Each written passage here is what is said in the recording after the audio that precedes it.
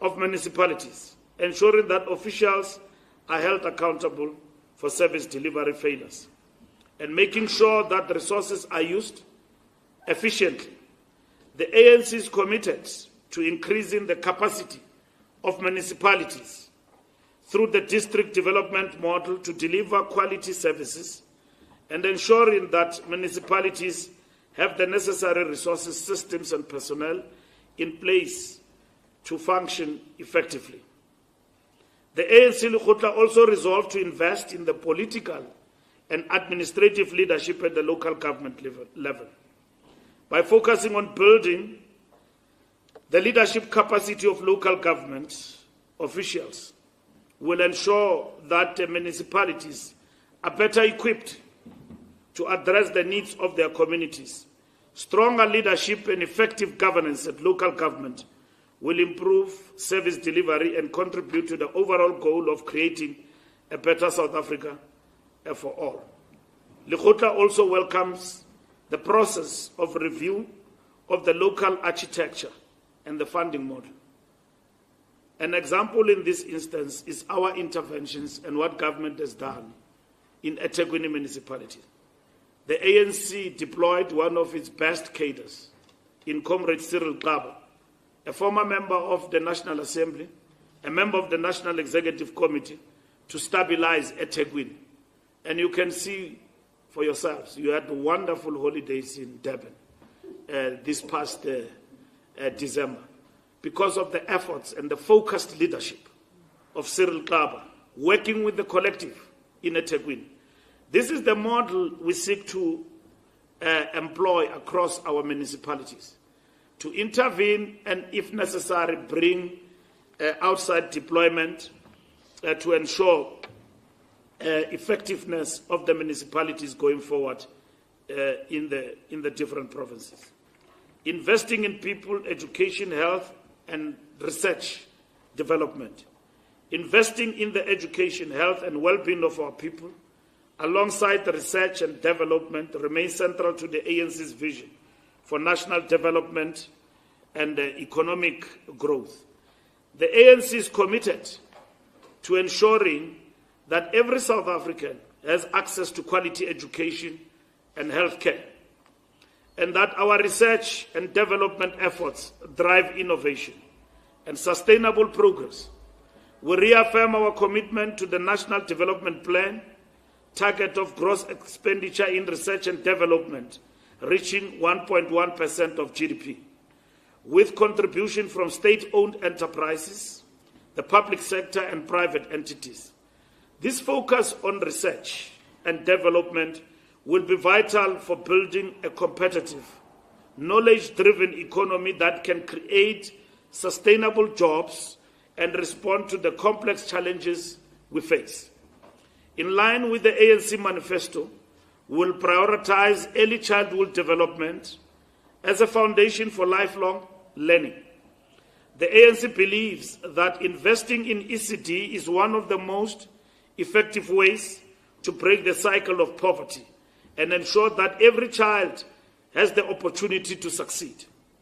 We will also continue to focus on improving the quality of learning and teaching in public schools, with an emphasis on expanding bilingual education in mother tongues to ensure better outcomes for learners across the country.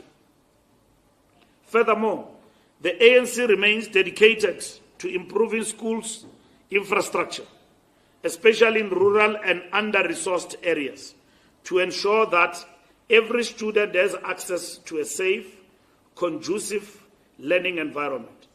These are fundamental building blocks for producing skilled, capable citizens who can contribute to the growth and prosperity of our nation. The post-school education and training sector will be a key driver of our human capital development agenda. The ANC is committed to expanding opportunities for post-school education as outlined in the latest National Skills Plan 2024. To this end, we will accelerate the expansion of technical and vocational education and training, TVET institutions, to meet the NDP target of 2.5 million places. Will ensure that the curriculum offerings at these institutions align with the needs of the economy, focusing on sectors that can drive growth, such as renewable energy, agriculture, and information technology.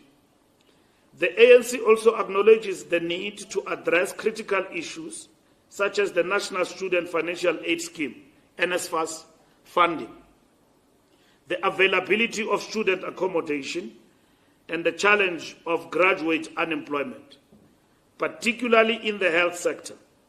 These issues will be tackled head-on to ensure that more young people, especially those who are disadvantaged from disadvantaged backgrounds, can access higher education and enter the workforce with the skills they need. With the skills they need that provides universal access to quality care for all South Africans. This year, we will focus on improving public health infrastructure, tackling HIV and TB, and addressing the challenges within the healthcare workforce.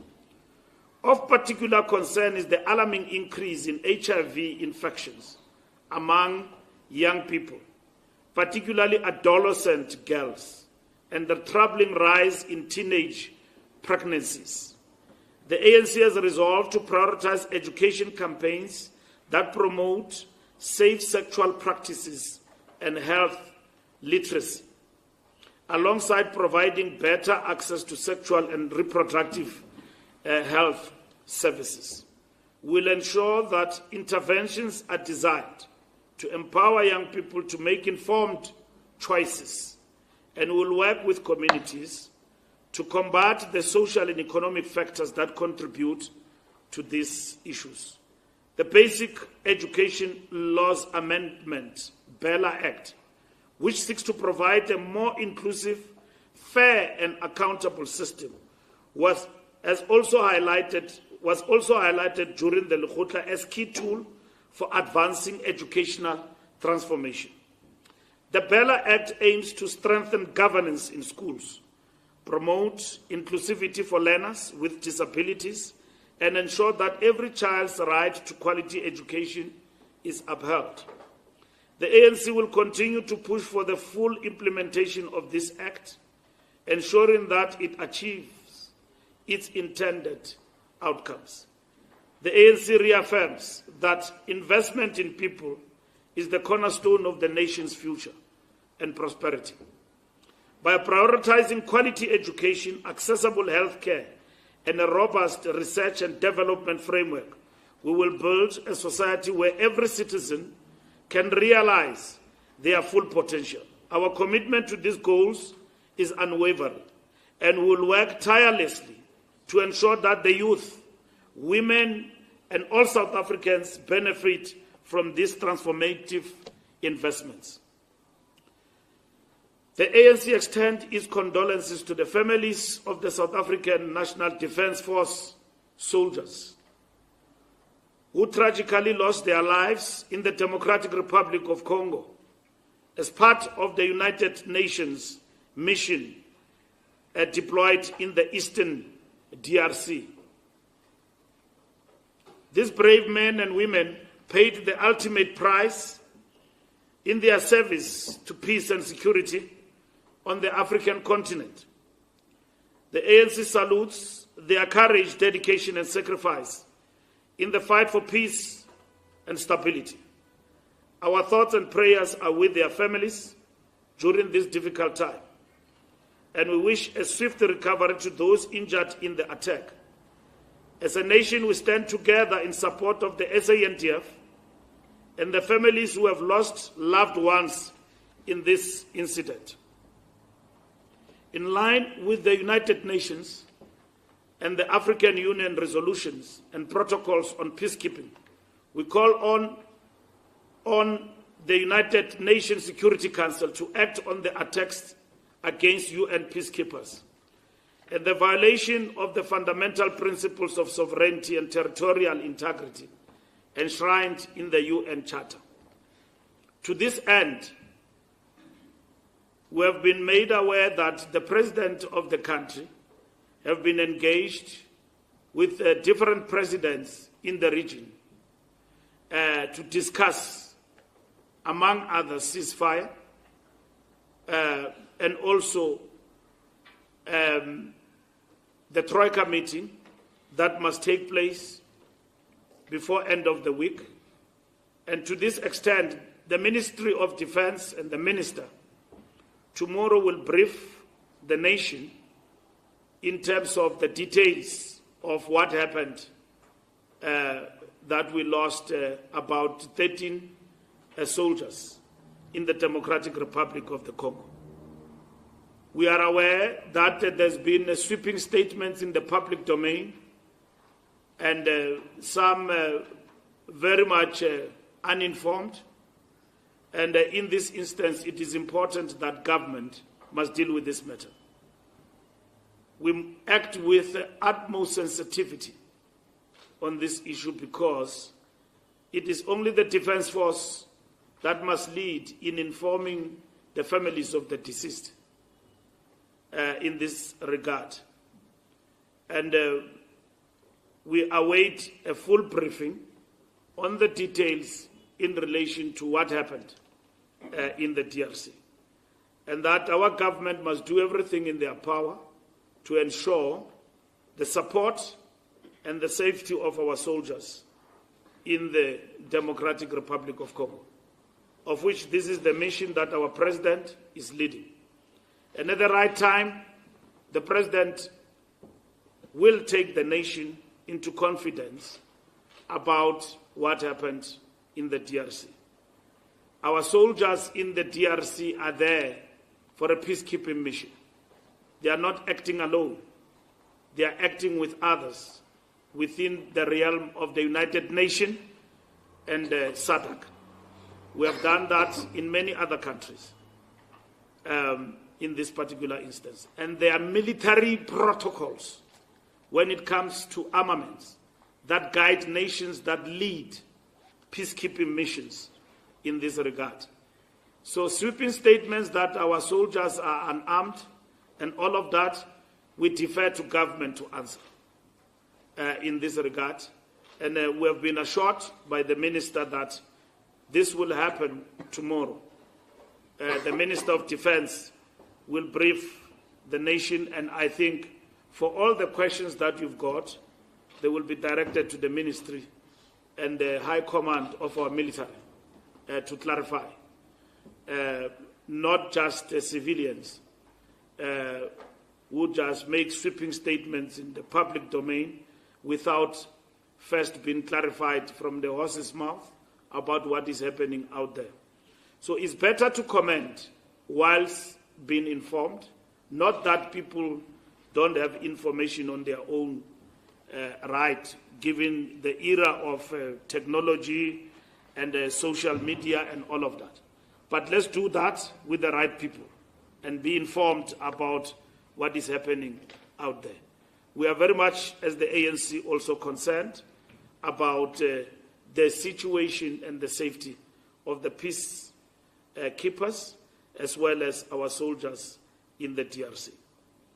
In terms of the fight against crime, corruption and GBV, the Lekgotla noted that the South African peace and stability environment is facing a challenging period characterized by the threats of crime, terrorism and illegal migration, worsened by the scourge of corruption and inefficiencies across government departments and state-owned agencies.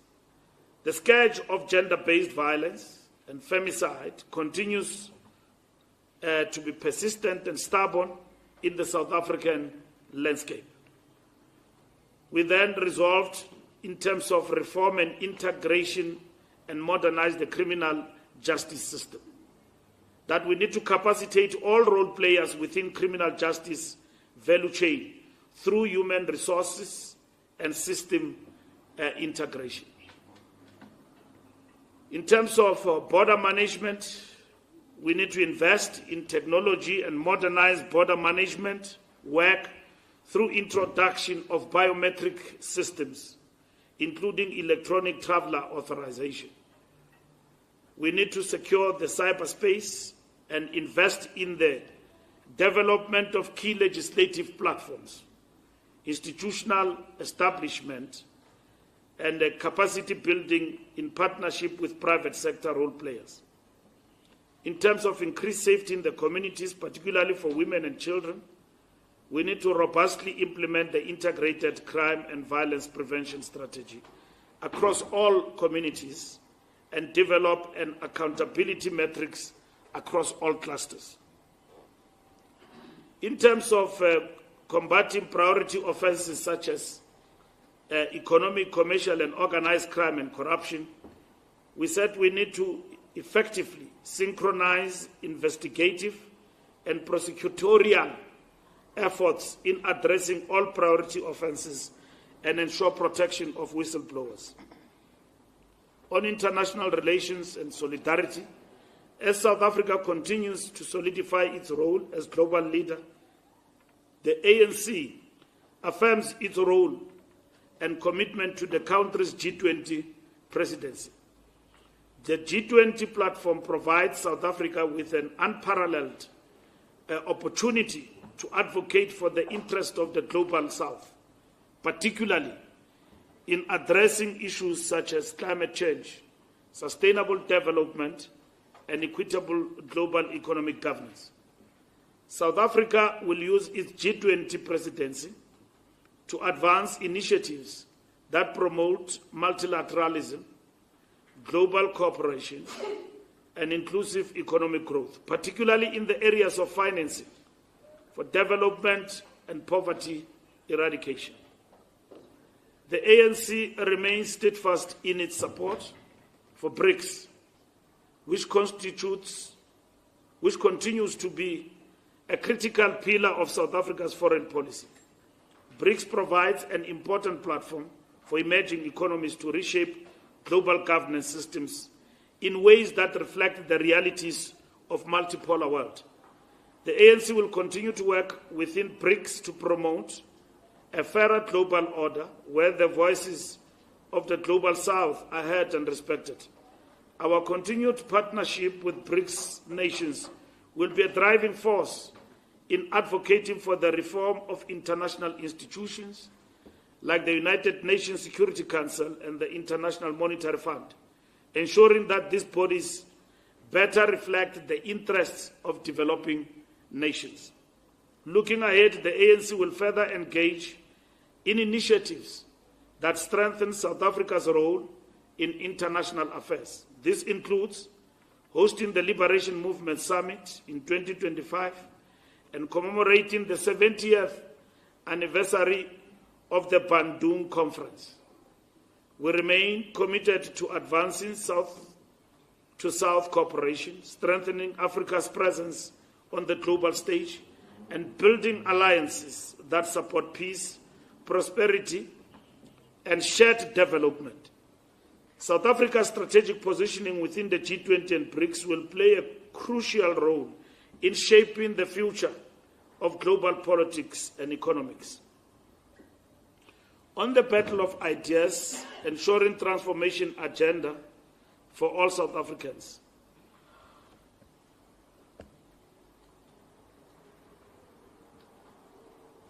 The ANC's battle of ideas is about ensuring that the movement's transformative agenda is understood by society and embraced by all sectors, from the poor and the working class to the youth and the middle class.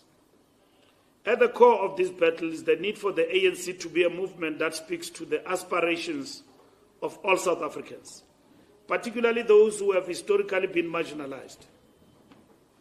The Lekgotla emphasized that the ANC must clearly articulate how its policies and actions will uplift all South Africans and how each section of society, including the youth, workers, and the middle class, can see their dreams and aspirations reflected in the ANC's work. A central focus of the battle of ideas is ensuring that the poor, the youth, and the working class are actively engaged in the ANC's vision for economic transformation. So the ANC is about transformation. Even in the GNU, the ANC is about transformation. The ANC is not about rubber stamping the past. It's about changing the past. And that did not end with our ascendancy to political power in 1994. That simply enabled us and give us opportunities to have access over state levers of power to advance the agenda of transformation. So we are not apologetic about people's interest. Because when we talk revolution and many other things, people tend to be confused. But essentially, a revolution is about people's interest, which is about what the ANC is advancing. What are those people's interests? Underdevelopment, poverty, and unemployment. And for us to advance these people's interest, we need to transform. And transformation is about legislation. Transformation is about intervening strategically in many ways to ensure that we realize what should and will be in the people's interest. And that is what is important. Mutsualedi is here. I'm sure you'll ask him about NHI. He will clarify you. That is people's interest. And Makwingwana is here. You'll ask him about crime. It's about people's interest. Mamluko, of course, you'll ask her about the economy, but also she's in the justice cluster and all of that. You'll ask her about all of these things which are in the people's interest. So to ask the question of transformation and transformation is non-negotiable. The Lekgotla resolved that the ANC will work towards ensuring that the media serves as a platform for factual, evidence-based reporting that reflects the true progress being made in society. It means we've got to engage in the battle of ideas. And so that battle of ideas is not amorphous. And it doesn't mean that we share the same perspective with the fourth estate in our country. And it is out of robust engagement and understanding where we come from that you'll understand where the ANC is going. So that is why we emphasize the point that the ANC will speak for itself. You can have your sources, it's fine, but the ANC will speak for itself when it comes to people's interest and national interest, what we are doing for the people and how we are advancing the cause. And we seek to build a relationship with the media and broadly society in terms of the national debate to enable ourselves a positioning in which we can be understood where we come from. On a range of issues. Today we're talking about expropriation of land. We believe some don't understand us. And that is why we'll be talking even with our partners in the GNU so that they understand us, where we come from as the ANC on these matters. It's not just matters of process, that somebody did not understand the process and all of that. It's about fundamentally, to us, transformation. But over and above that, that transformation is not swart khafar. It's not a danger to anybody. It's about this principle of inclusivity we're talking about when we talk about people's interest in terms of advancing transformation in South Africa. The process must include and reignite hope among citizens of this engagement. Among the areas that should be discussed, we believe, is the economy and jobs, poverty, governance, crime, nation building, advancing constitutional rights, participatory democracy, and the land reform. The ANC will work with the Alliance MDM and progressive civil society to participate in a meaningful and a coherent way, building consensus on a whole range of issues in terms of the national dialogue. On the 70th of the Freedom Charter, finally, the Lekgotla reflected on the 70th anniversary of the Freedom Charter, a seminal moment in our history that serves as a reminder of the vision of the free, non-racial, democratic, and prosperous South Africa. This milestone provides us with an opportunity to reflect on our progress, recommit to the ideals set out by the people in 1955, and galvanize efforts towards realizing these goals. As we look to the future, the ANC remains resolute in its commitment to building a South Africa that belongs to all, rooted in equality and human dignity. Thank you very much.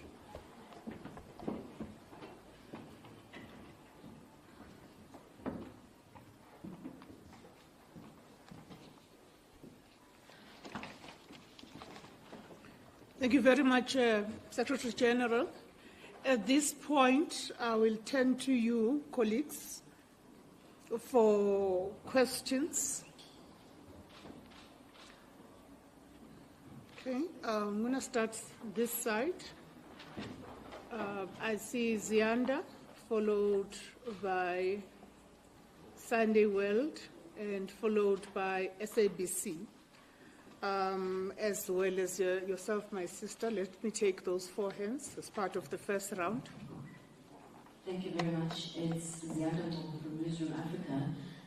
Thank you very much to the Secretary General for confirming the briefing by the Defence Minister tomorrow, but I want to find out from the ANC whether or not you're satisfied with how long it's taken your deployees in the government to actually take the nation into its confidence, given the fact that you yourself have acknowledged that in that absence there's a lot of miscommunication and a false understanding of the real situation. It's quite a dire situation at hand.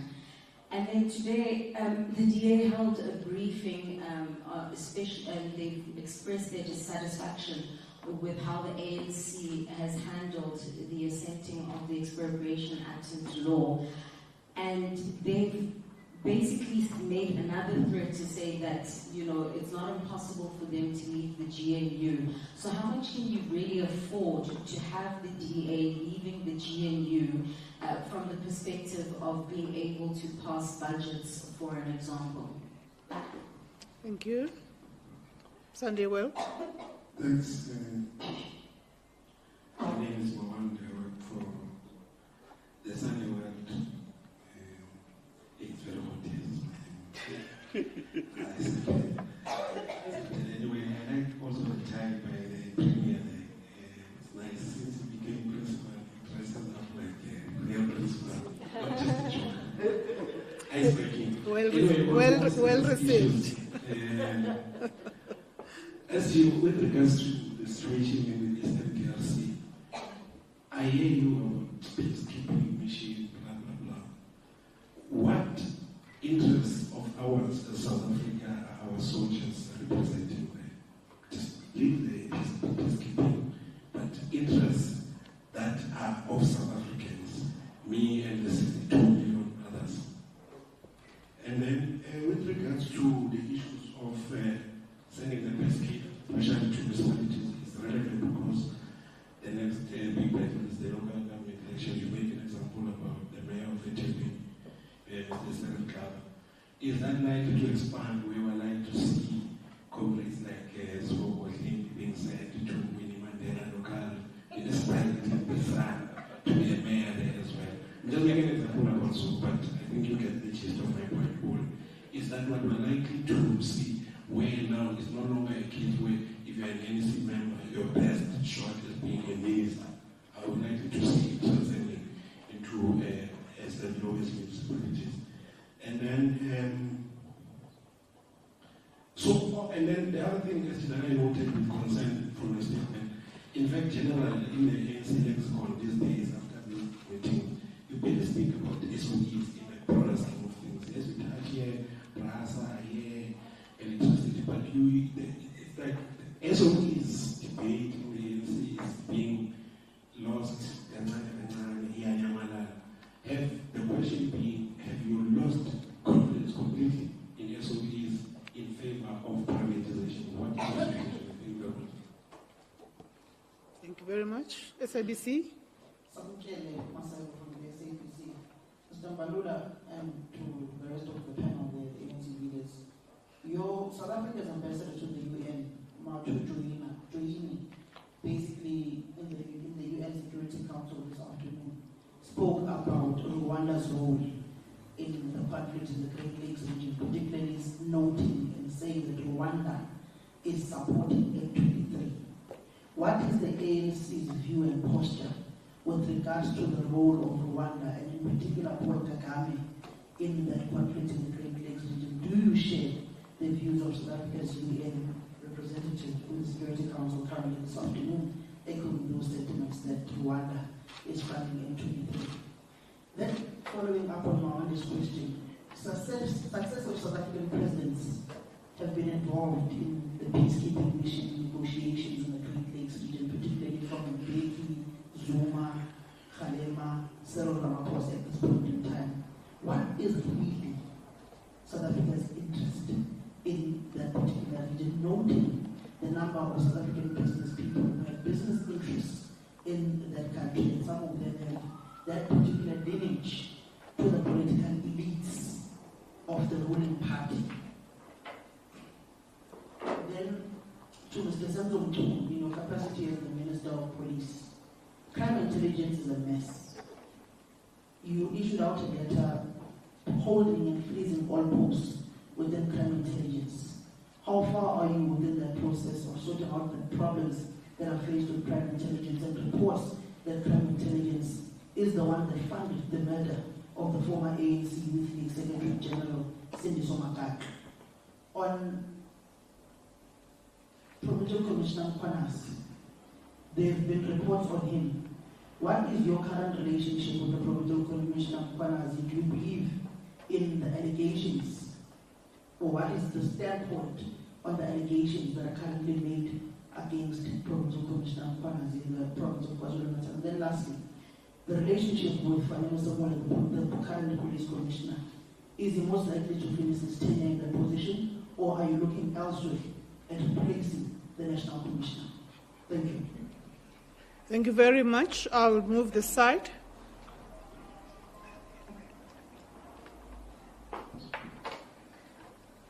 Thank you very much. It's got Horton from Kaya News. Secretary General, just on the new Trump administration outlining a pausing or a halting of all foreign aid, this including critical health programs such as PEPFAR. The suspension affects our HIV treatment and the prevention education efforts worldwide. Just our response as Lekgotla discussed this, that the US-funded HIV services, how does it affect us, and are we concerned with that? Thank you very much. I will take just one question, and then we will have a second round. Go ahead, SABC. What are the key inputs the ANC is going to make into the cabinet report tomorrow? All right, thank you. Thank you very much. I have a number of questions on WhatsApp, but at this point I'd like to start with these ones. The first question that related to the situation in the DRC, there was more than one question of that nature. I will, on this one, either ask Comrade Kensani to reflect. The SG will reflect in his closing remarks as part of the response. I'm going to ask you, Comrade Kensani, to attend to that. And on matters that to do with local government and the changes that are anticipated in local government, and together with the Tegwini as a model, questions along those lines, and including our deployment approach. Comrade Dixon Masimula, if you could take that particular question. And then there is a matter of the Expropriation Act. Any of the two, Comrade David, if you could attend to that, related to the narrative that is being advanced by the Democratic Alliance. And then there's a question about SOEs. The chair of the ETC would respond to that. And then the SABC question on our view regarding Rwanda, I think it falls into the same basket, Comrade Kensani, about our view on Rwanda in relation to the comments made by our ambassador. Similarly, what are the South African interests in that region, in the Great Lakes? And last but not least, Comrade Senzo will then deal with all matters related to crime. And there's AIDS in toilet. Oh, yes. Impact of the 90 days. Yes, in suspension terms on- of the PEPFAR and all of the implications on the aid on stance that has been taken by the U.S. administration. Comrade Motsoaledi will do that. He will be the last person. The SG will then comment after that.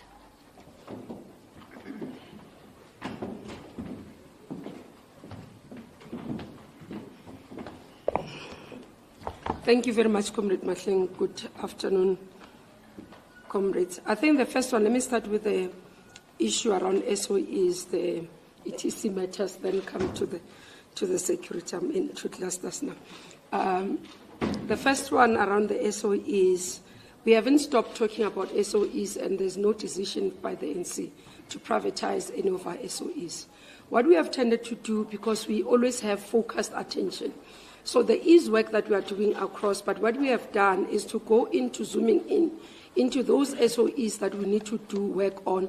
Like we've done previously, we've identified a problem in terms of electricity, then we'll look at the institutions around electricity. So Lekgotla was avoiding to be everywhere and having every resolution. So conference resolution stands. Now, when you go to Lekgotla, you do progress report on those areas. And that's why you'd find that as we look at progress report, we zoom into the areas where needs intervention, monitor progress and pronounce on those. Not that we have dumped the other areas. So that's the first thing around how we work and how we process in terms of our areas of work. And we have not lost any confidence in any of our state entities. Actually, we believe that currently there's quite a lot of work and progress that is being done in recovering our state-owned entities. Coming to the issue of the DRC matter, firstly, if you look at the mission, it's a UN mission. So South Africa has joined UN mission, peacekeeping mission. One, in terms of funding mechanism, you'd understand that when you have a UN mission, and I see quite a lot of people publicly, they talk about funding and all that, it's done as part of a package of the UN mission. So UN will have a resolution to say we'll send a mission, peacekeeping mission, into this country, and when they do that, that's why they will do the whole package of their support, of their, even their stipend and all those things. That's why they end differently even when they go there. So a mission sent by South Africa on its own and a mission sent under UN has different categories. So this one is particularly that. You'd understand that South Africa was part of or led in terms of the discussion of peace in terms of DRC. At the time when President Kabila took over, the negotiations were in Gauteng. So following that, as part of sustainability of ensuring that peacekeeping mission continues, that has been the issue. The unfortunate part is that peace has not been fulfilled or has not been realized over time, and the issues around interventions, that's why the mission remain, peacekeeping mission remain. Because we have agreed and we are approached by UN to join the mission, you don't just pull out as South Africa. So you continue to fall in. So the conversation will be with all the other countries that have sent missions or sent their soldiers at the DRC as part of the conversation led by the UN. In relation to our representative, I think the President and President Kagame spoke. You would have seen a communique from the President saying that they have conversed. I don't think we haven't received as the ANC a communique that says from government point of view, we do not have good relations because Rwanda is part of that. The conversation between all the heads of states as it's communicated currently is that there must be ceasefire. And it will be verified with government and president when he addresses, and Minister Namula can clarify that. But from where we are sitting, we do not have information that says this is what is happening in Rwanda, and therefore this is what Rwanda has done. It will have to be official from government, but also UN will be leading in that regard if such happens. It will not be South Africa because it's a mission that is led by On the business interest, let me just clarify. One of the issues that we do, you'd understand that we go to all countries and participate in trade. And that's why South Africa and the entire continent had agreed on African free trade. So you cannot say that in this country, business are not there. And I think Samkelo, when he speaks about people who are aligned, you would have to share SG with you. Who are those? Our understanding as the ANC is that when we go to, for example, state visits, when we go to business engagements with countries, we go there on the basis of opening opportunities for South African business into those countries. And it's for everybody. So the business delegation, and it's not only on the continent, it's even in Asia. As we went to China with the TICAD, we would have taken business and business engagements there with business companies, South African companies going to China to look for business opportunities. Similarly, when other countries come to the continent and come to us, they will come with their business people and companies to look for opportunities. So where we are sitting as ANC, our understanding is that those who are doing business in DRC are doing it like any other country in terms of business opportunities. Thank you.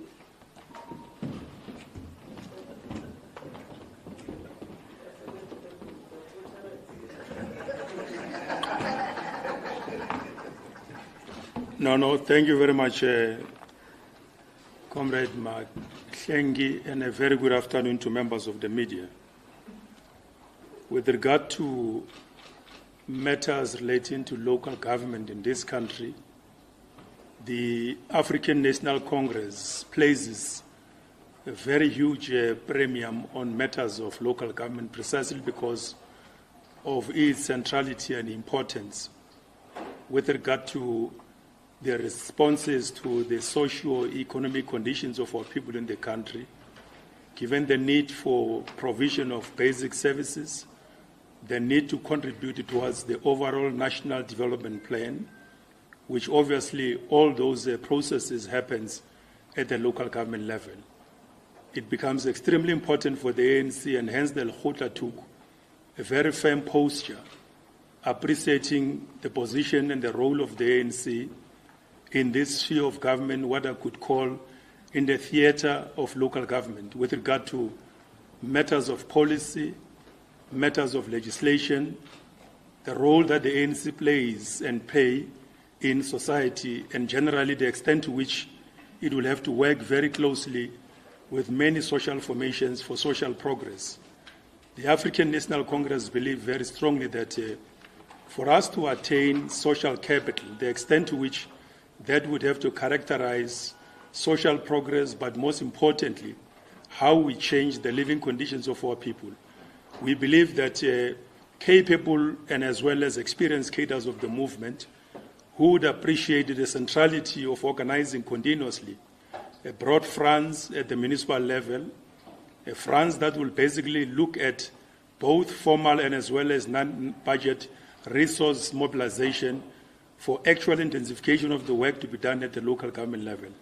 These processes requires the ANC that is very much renewed in its approach and appreciation of the role of municipal government. The Lekgotla, in its discussions and decisions at the end, the ANC was very much certain that out of the experiences that we have learned recently, for instance, of what the Secretary General has just referred to, as our intervention in eThekwini Metropolitan Municipality, where a senior cadre of the movement was deployed. It actually beckons on the ANC to make sure that with greater social conscience and ingenuity, we must consider going forward deployment of very senior, if not capable cadres of the movement, because this level or sphere of government, it is extremely important, if not very central. We have learned out of the 29th May 2024 national elections that if society and communities are not very happy about performance of our government and greatly at the municipal level, we stand to basically receive very reduced electoral fortunes on net as a consequence of our inability, precisely because of some weaknesses in the system that Lekgotla was able to analyze and assess and take a very strong point. Out of these issues, I fully concur with the question that was posed here, that the ANC believes very strongly that what we have learned out of eThekwini Metro, we're basically already in discussions with comrades and colleagues in Mangaung municipality.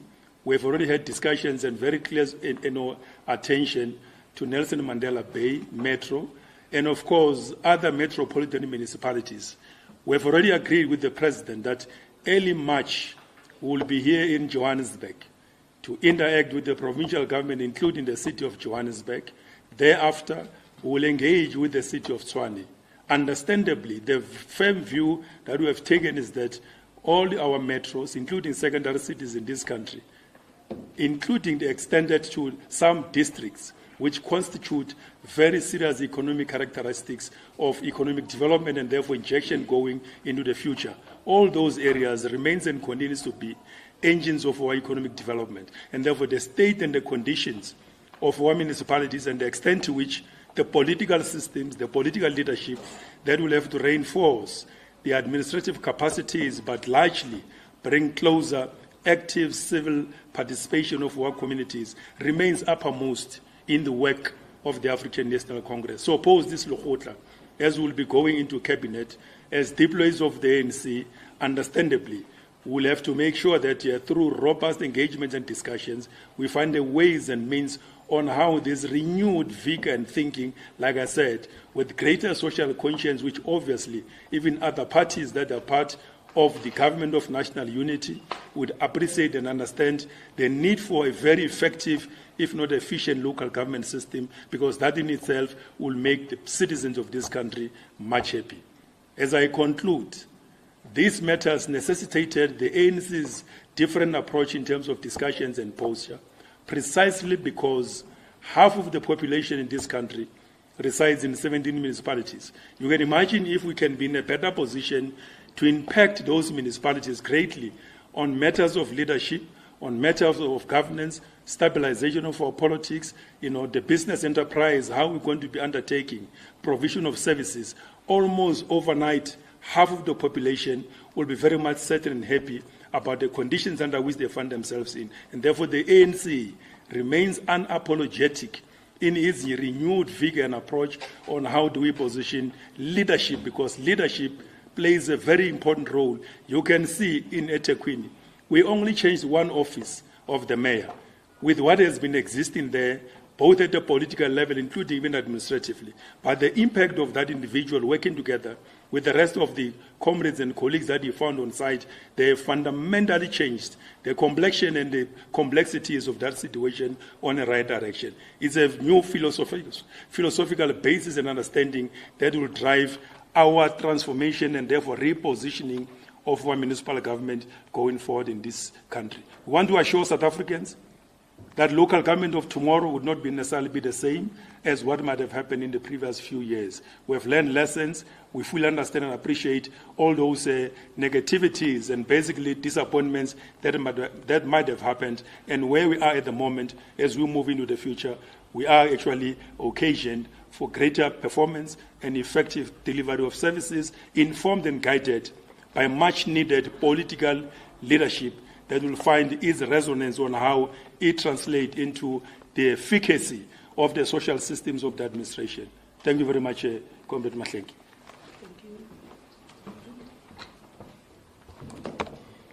Thank you very much, and good afternoon. On the question about the Expropriation Act and the possibility of the DA leaving the Government of National Unity, the Expropriation Act was passed by Parliament before the elections, during the 6th administration.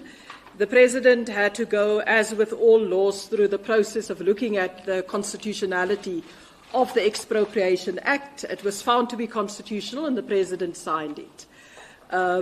And that's the case with a number of other pieces of legislation that were passed by Parliament before, but just had to be signed by the President. One of the issues about the statement of intent that forms the foundation of the Government of National Unity is its foundational principles.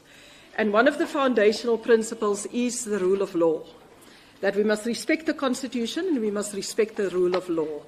The President can't, after Parliament pass a law, unless it's unconstitutional, can't then say that he's not going to sign the law or that he's going to negotiate about different aspects of it because somebody feel that they're not happy with it. It's been passed by Parliament, and this is the approach that's been followed.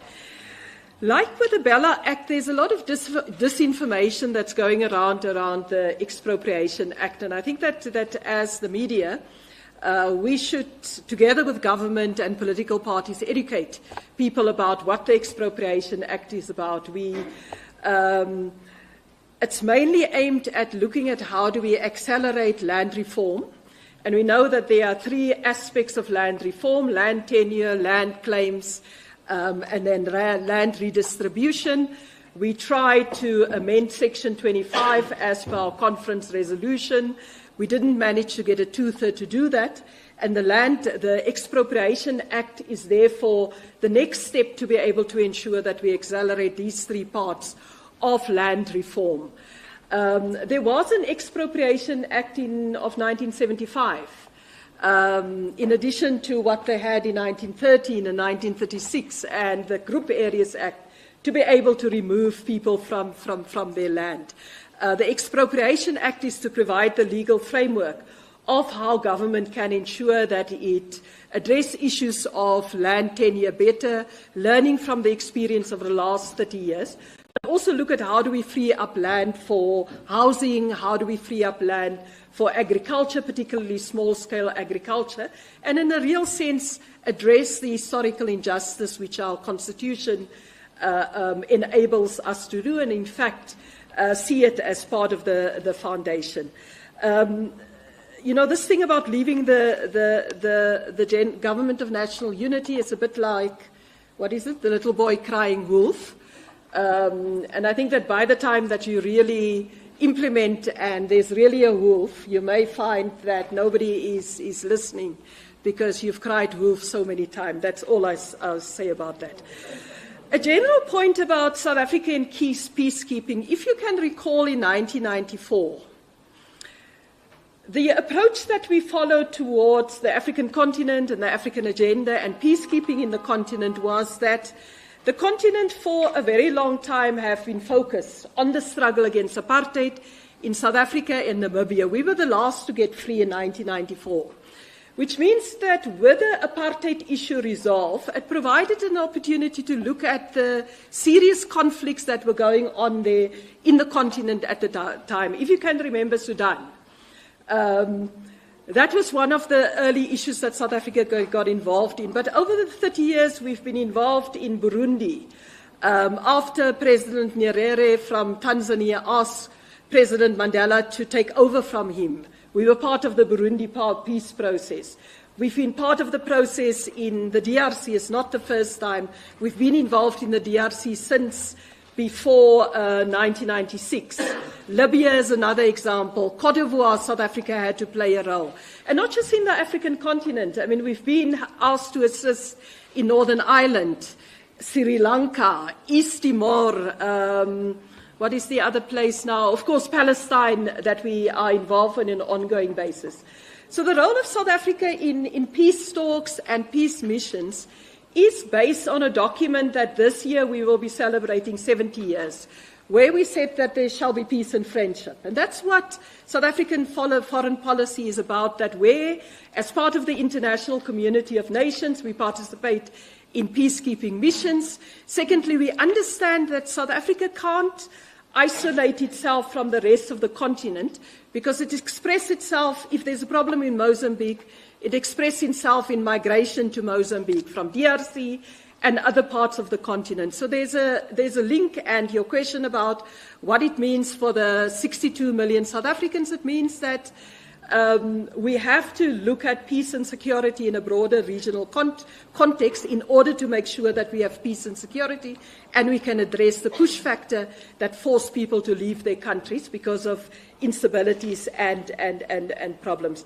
So that's really the context of our peacekeeping, and our mission in the DRC, together with MONUSCO as well as the SADC mission, is part of that continuity of a policy that started since 1994.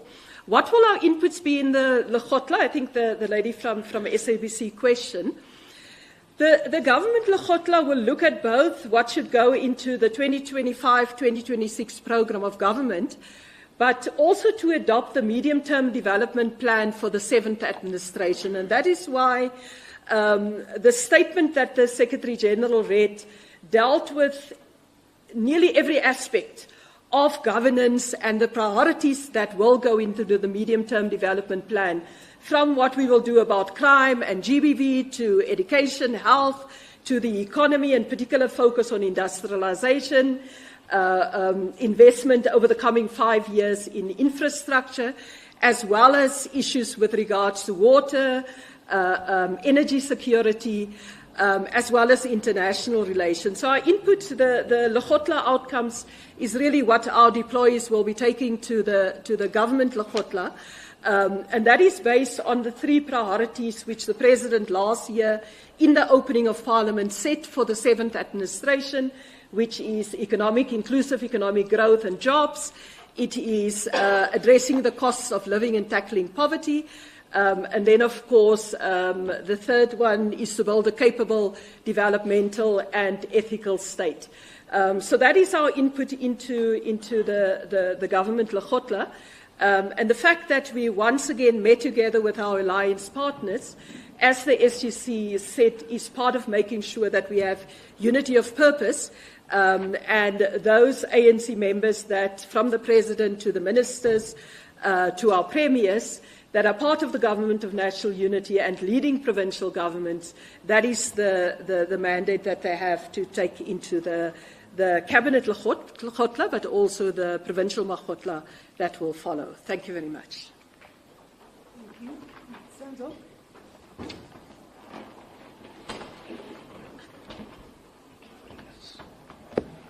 Thank you very much,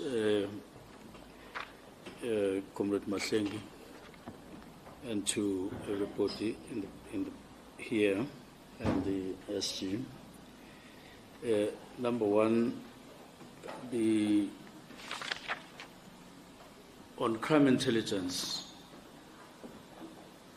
the Ministry of Police regards crime intelligence as one of the key components in policing, not only in South Africa, everywhere else. And we take that component very seriously, to a point where it has been identified as one of the priorities, together with technology in policing, outstanding dockets in the detective section, and forensics, because they are key enablers in improving policing and making sure that we have impact that is desired.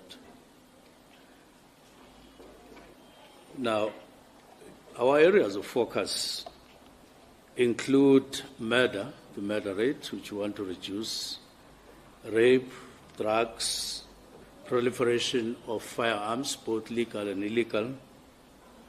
If we are to achieve any progress or make any progress on this, we need these enablers to assist us to get the organization to a better position.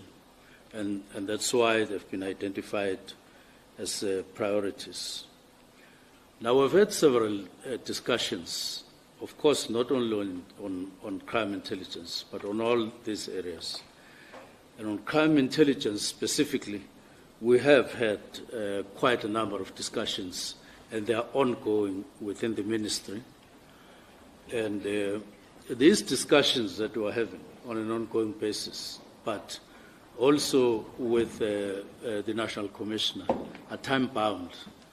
In other words, we're not holding them forever and ever. They are time-bound, and at some point, at a time when we are ready, we will give clear directions in terms of what is necessary so that there are changes, so that there are improvements, and also including how crime intelligence needs to be positioned such that through it we get the objectives that it exists for. So we're looking at the matter and we regard it as seriously. Do we have concerns? Yes, we have concerns. There are a number of areas that have been identified for that in our discussions, and these are ongoing, as I've said. PC KZN, well, we are aware of allegations against the PC of KZN that are circulating in social media. We have had a chat with the National Commissioner on this, and National Commissioner will be addressing the media before the end of the week on this and other matters that he will regard as relevant for that particular media briefing. But negative allegations against someone that come in that particular form when you're not in a position to defend yourself other than coming after and reacting after, especially if they are serious, and especially if they are sent to somebody very high in the police echelons, being provincial commissioner, are unfortunate. They are unfortunate in the sense that we need to avoid harming somebody without due regard and without relevance, who has such a huge responsibility in the community. And therefore, it's all unfortunate that these allegations have come in the form that they have, and they will be addressed even though they've already, they will be addressed properly, even though they're out there without being channeled properly, as we would have loved, that they be channeled properly with evidence and all of that. But of course, we will react to that process in due course. What are my relations or ministry's relations between with the provincial commissioner? These relations are prescribed in law. He reports to the national commissioner, all of them nationally. But practically, it's unavoidable that from time to time ministry will talk to commissioners at a provincial level. At that level, it's normal, or from KZN, we spend no less than 3 days there. We're talking and getting briefings that are necessary. So working relations are normal, and we continue to do so. And the last part is working relations with the National Commissioner.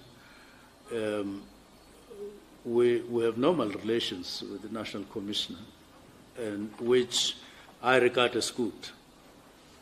But working relations, if they are working relations, it would mean that there would be a part that would concern me as minister and as together with ministry, and on the other hand, National Commissioner will have his own concerns. We will meet. Do we meet? We meet frequently. We talk frequently.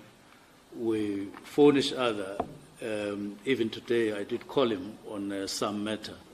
So those relations, he is matured enough, I am matured enough, that we should maintain healthy, very healthy working relations, which doesn't mean that when there are issues that need to be discussed, we avoid that.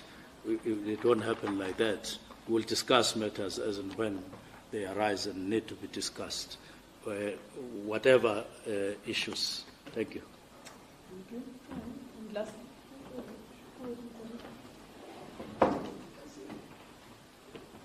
National Commissioner somewhere.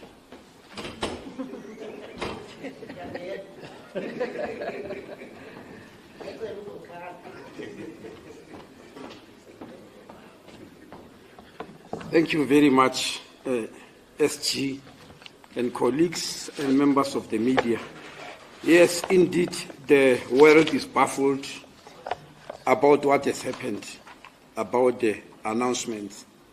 We have been fighting the scourge of HIV, AIDS, TB, and malaria together for more than 20 years as a global community, and depending very much also on global funding. But on the South African side, as you know, we are running the world's biggest HIV counseling and testing campaign. At 5.5 million people are on ARVs. No other country comes anywhere near that. The total amount spent in this campaign is 44.4 billion rand. And PEPFAR contributes 17% of it. The rest is mostly our own fiscus and some other funders, like Global Fund.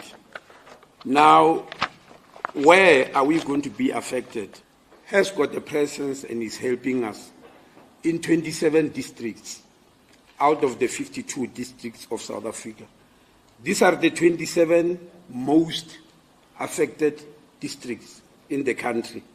And so the district that will be affected will be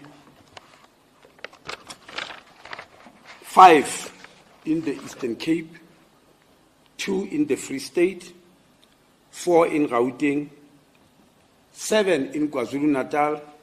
You'll understand why, because KwaZulu-Natal is the most affected province. 2 in Limpopo, 3 in Mpumalanga, 3 in Northwest, and the Cape Metro in the Western Cape. Now, I got late here, SG, because we're still having meetings about this to try and compile to find out exactly how much is the weight of the problem on our shoulders. We had arranged a meeting with the Minister of Finance, which was scheduled for 1 o'clock. Unfortunately, it was postponed. But I must also add, most of the people who are funded from PEPFAR are the ones who told us that they've been written letters to stop because of the review.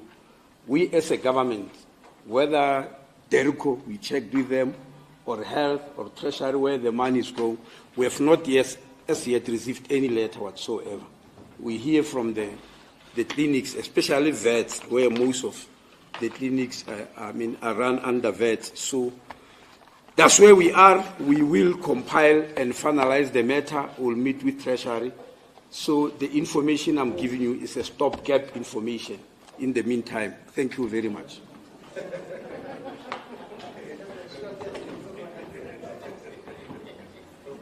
Okay, no, holding information. Not I think Minister Mtsoaledi, Comrade Mtsoaledi, have clarified Gareth Cliff this afternoon, because he was one of the people who were making sweeping statements about this aid and support we get globally, as though South Africa from its fiscus was not contributing to the program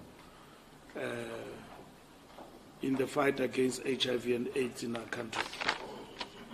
As Yanda, in terms of the Defence Force briefing, it is important, and there have been statements that have been issued.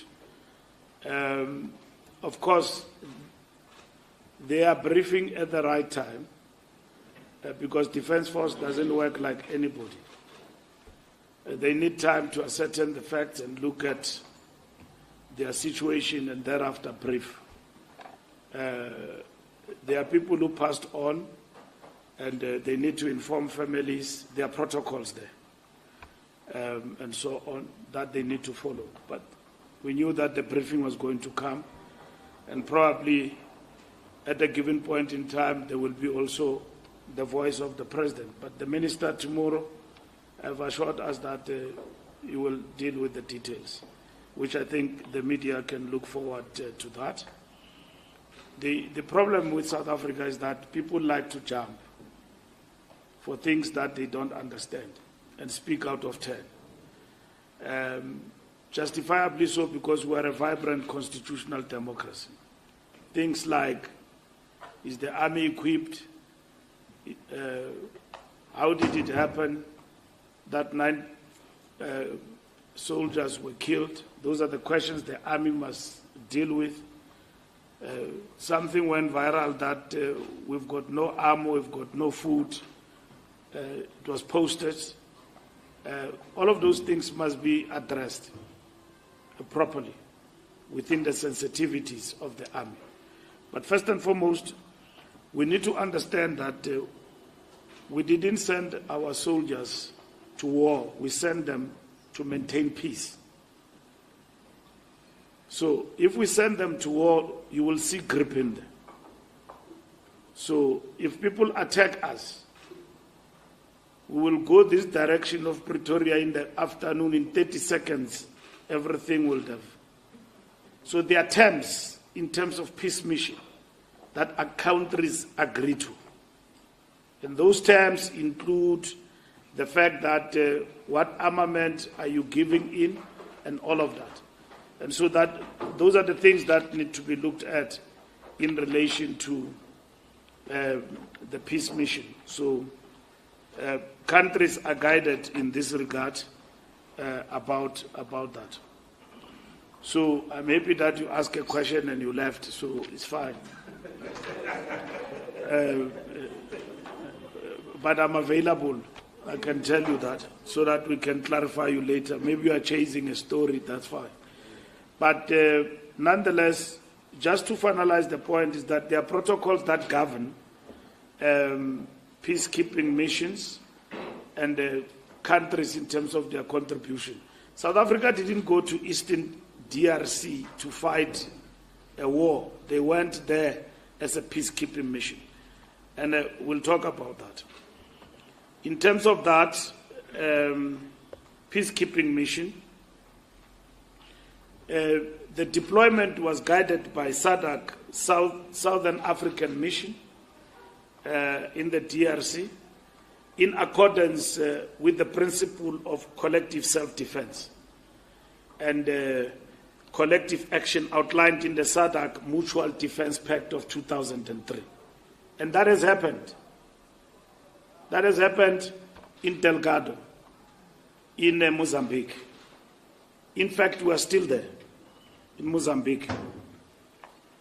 And we are acting there with Rwanda and others to avert that situation. Our soldiers are there. And I'm not sure whether they are back, but they are in Cabo Delgado as part of this collective defense pact of 2003 of SADC. So it didn't start now because there are casualties. And the ministry will explain what happened. We were informed, Parliament was informed, and under MONUSCO and Summit DRC, SADC, as well as the AU and the United Nations, this mission was established together with elements of the Congolese army and in the creation of what is called FARDC in Eastern DRC. And our army was part and parcel of that. So we didn't live here with all our artillery to go to war. We went there to maintain peace and join others. And in the process of that, when we're faced with challenges and we get to be attacked, and probably, I don't know, we become a collateral in the conflict, it's a question that we need to address. And this is exactly the point that President Ramaphosa is addressing with the heads of state. Because if we take everything stock and barrel and go to war in the DRC, the question will be relevant. For what? For what? We've got, I was in the Eastern DRC in Goma, which has now been captured by M23. And I met those soldiers there. They had Roy Falk and everything and so on. In that, as part of that particular mission. But we are not there to war. We are there to maintain peace. And all the risks must be looked at.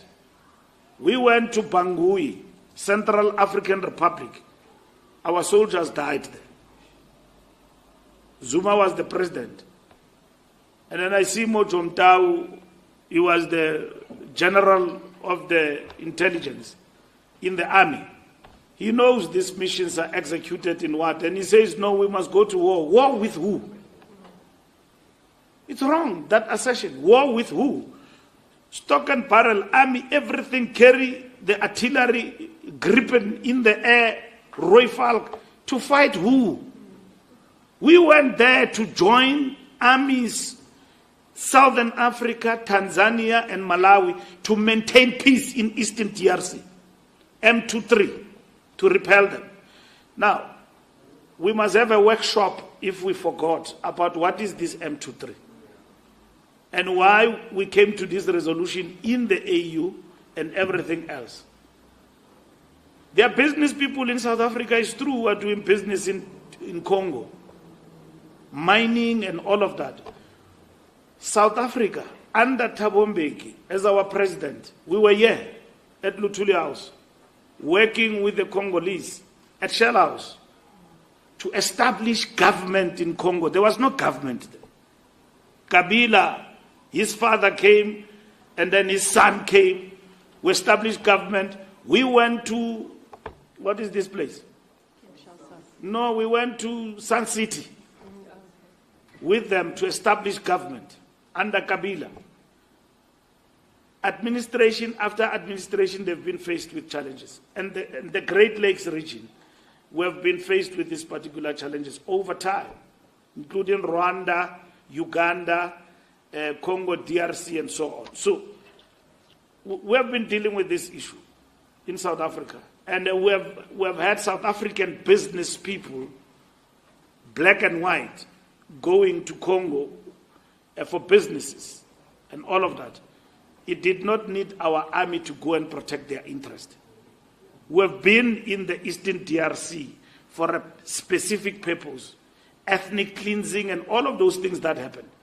If you remember what happened in Rwanda, and the world was watching, our foreign policy has made a commitment in terms of the African continent that we will work for peace in the context of the institutions, democratic institutions like the African Union and SADC. We will not act on our own. The fact that we have now realized casualties in the DRC, Eastern DRC, it's unfortunate that our soldiers died there, but they are brave. They are brave and they must be celebrated because they died on duty for Pan-Africanist cause that this government have actually embraced. They didn't die there because they were protecting minerals of somebody. Our people must not be misled. They went there for peace, and that is what it is all about, and it must be understood. So, we have taken this decision for a collective action outlined in the SADC Mutual Defense Pact of 2003. So, South Africa does not act alone in that particular regard. We act with others. This mission was deployed 15 December 2003 to support the government of the DRC. 15 December 2003 December, this mission was executed in Eastern DRC by the South African government. And that's what has actually happened there. Now, coming to the DA and what the DA lament about the GNU, I don't know what is the lamentation now. What the DA basically want, because as the ANC, we have committed to engage with partners going forward in terms of the GNU, and I will do that this week and the coming weeks to engage with everybody and talk about the GNU and what are their concerns. Talking via the press won't help. We have explained our position. Transformation is our agenda. And we need to understand that we did not have an agreement that all the bills that were passed by the 6th administration will come to a halt in our negotiations. We don't have such agreement. And as the ANC, if such a matter arose, we will be very clear with the DA that we don't agree. We cannot now use GNU for bills that have been passed in Parliament to halt progress. We can't. And if that then constituted a deal breaker, it should have happened then. You know, you don't operate like a street fighter. I'll get them that side. No, it doesn't work like that. You play your cards open. No, we are in, we'll find them. We'll find a way. No, it doesn't. That's why you've got to be honest with people you negotiate with. I can't go to some political party and promise them. They are just going to think that, no, this Mbalula is just a trickster. You know, he's a trickster, he's a tsotsi. He said this, now he's changing. When you negotiate, because this is about people's interest. We know DA, the interest that they represent, so we can't be untruthful to them. When we talk to them, when we're in the negotiations, when we're talking to them and say to them, no, we agree with you, with the belief that, no, we've got a way to get to them. No, it doesn't work like that. You become straight. If in the negotiations and the discussions it was clear to us that bills that have been passed by the sixth administration must be negotiated afresh, we wouldn't have agreed to that. And there is no such an agreement. So it brings me to the point that I wish to relate to that they talk about in terms of clause 19. That legally clause 19 of the statement of the intent will only apply to bills that are proposed, drafted by ministers or DMs. You know, that these are bills that will have to be approved by cabinet prior and so on. I mean, that's the process. You see, because in terms of the bills, you start first at cabinet, it gets to be discussed, the cabinet gives a green light, it goes. So the value chain in terms of how a bill is done, it is understood by all of us. So if today there is a proposed bill come through Dean Macpherson, it will go through that process, and then it will go through the clearinghouse if there is no finding each other. But these bills are not new. They went into those ministries, knowing very well that expropriation bill has been passed, and it's just waiting the signature. I was talking about the National Land Transport Act, e-hailing. It was sent back to Parliament. It's going to come back. President probably signed. But the president, before he signs, he follows the Constitution. So he can't sign something that is unconstitutional. If the DA and their partners, they believe what the president has signed is unconstitutional, then they have got an avenue to go to court to challenge that particular bill. But now it's an act, it must be implemented.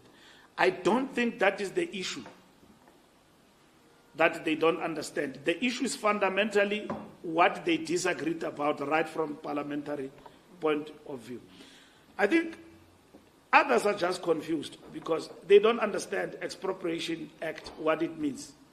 Because before it, there was what was there in 1975. And that is what we are responding to. So it does not address what could not pass in terms of Section 25 in Parliament. So we need to take one another step by step to understand where we are. Neither are we saying that the land question is finally addressed in the country with this bill. So what does this bill enable us to do? And this is the point that we need to understand. That, and as I conclude my point, that the Expropriation Act expands the scope to include a public interest, such as land reform and promoting equitable access to natural resources, alongside public purposes. So the Expropriation Act introduces, again, the possibility of nil compensation in specific circumstances such as abandoned land, land acquired for speculative purposes, land posing risks to health or safety, land used for public interest without productive use. You know, you've got people here who own buildings and own land. They don't stay in this country. Nobody knows where they are. We are going to expropriate in terms of this act. sibe silinde into esingayaziyo engabambekiyo sithatha umhlaba lo uzawubona nanku umthetho. But it will also be guided by judicial intervention. So it's not like land grab. And we can't just be living here with land, looking at it, and then we can't do anything to it. It's a health hazard zone. We can't do anything about it. This bill empowers us to do.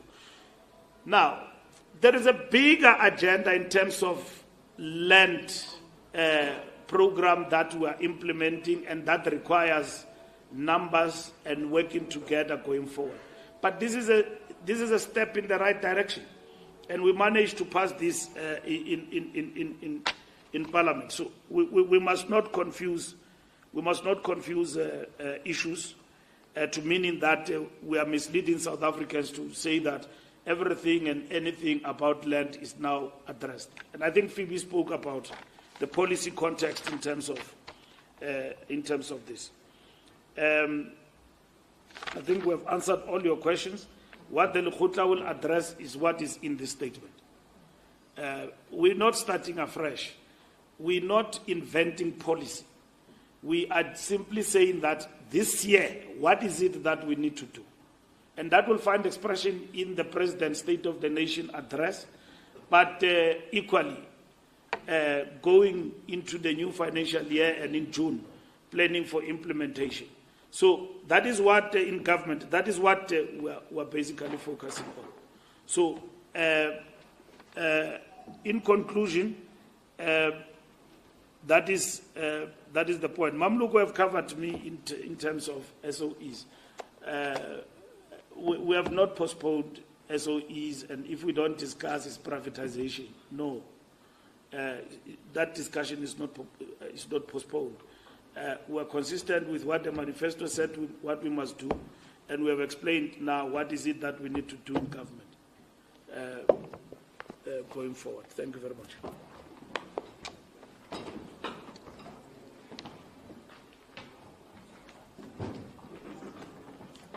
Thank you very much, SG.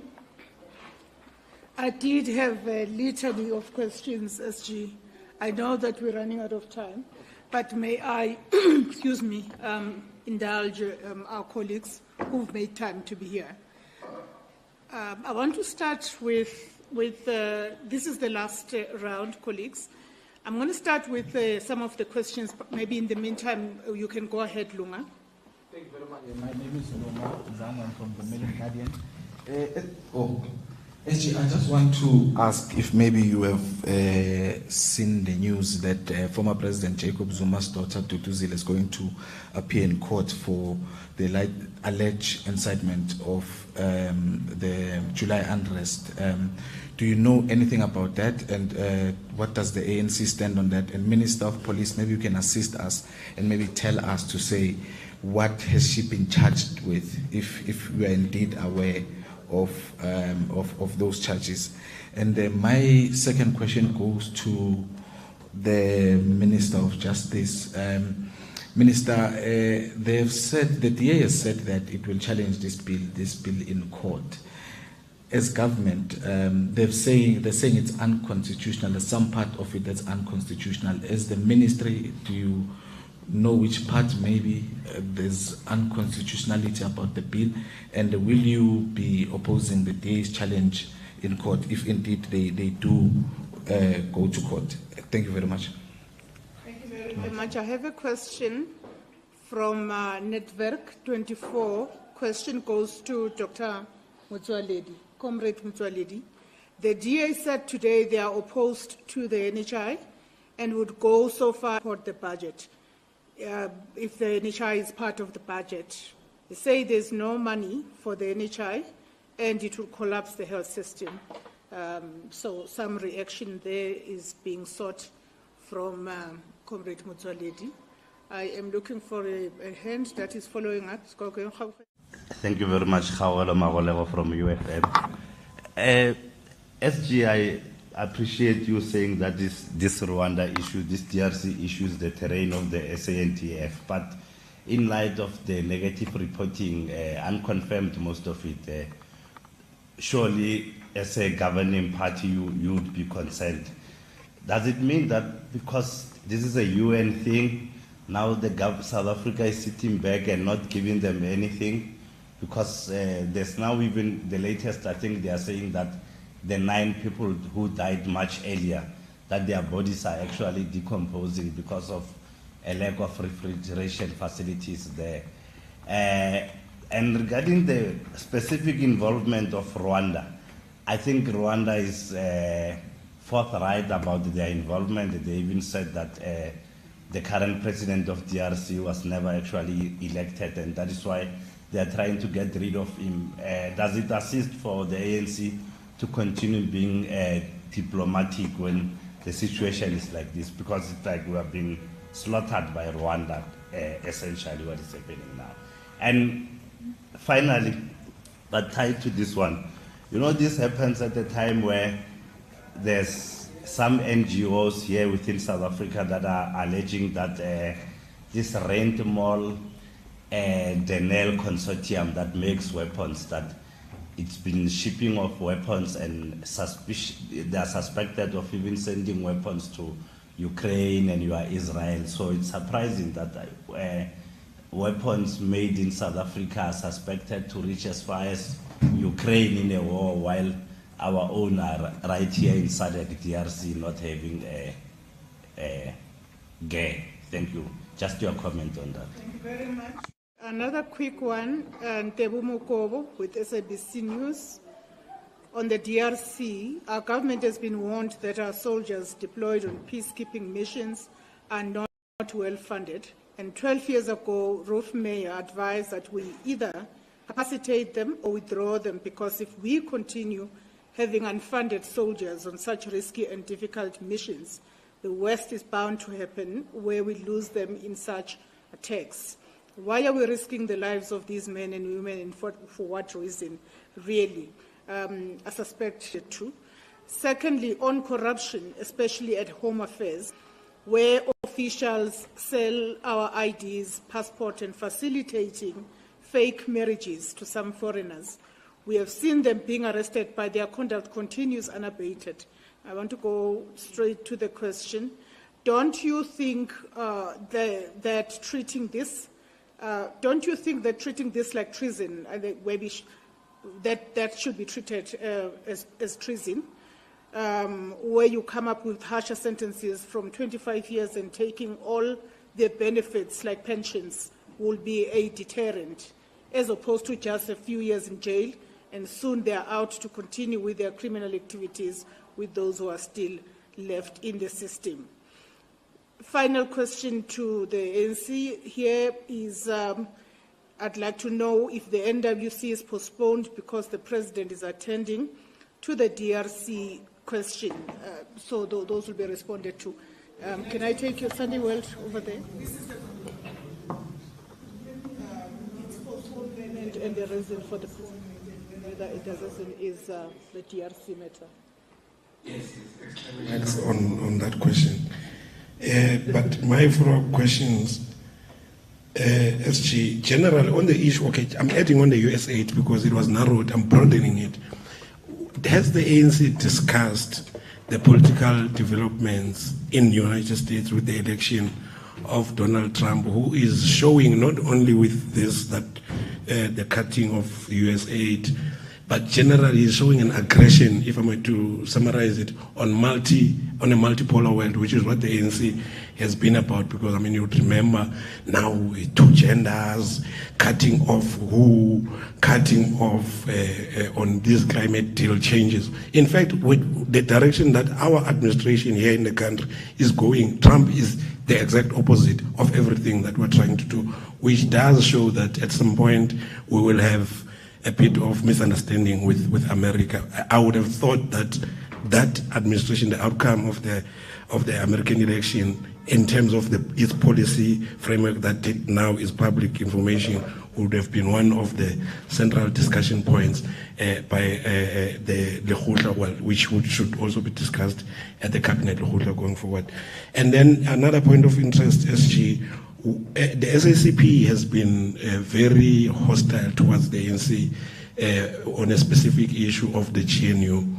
I'm interested to hear what was their input or contributions at the Lekgotla, were they in alignment with their anti-GNU posture, or have they come down a bit? Was it positive or negative, or just mild, or they just withdrew? What sort of contribution did the SACP make in light of their anti-GNU stance?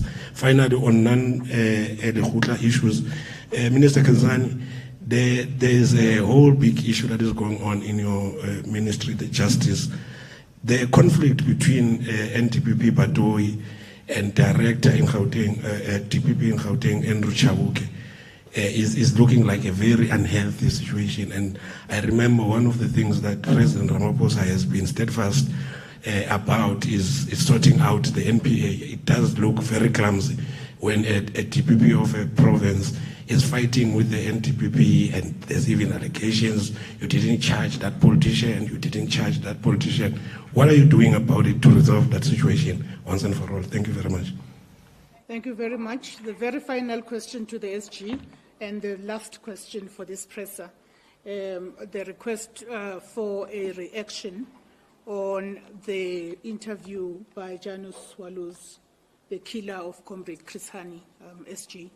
I will then turn to Comrade Motsoaledi. I hope you can also tackle questions related to Home Affairs. The immigration issues.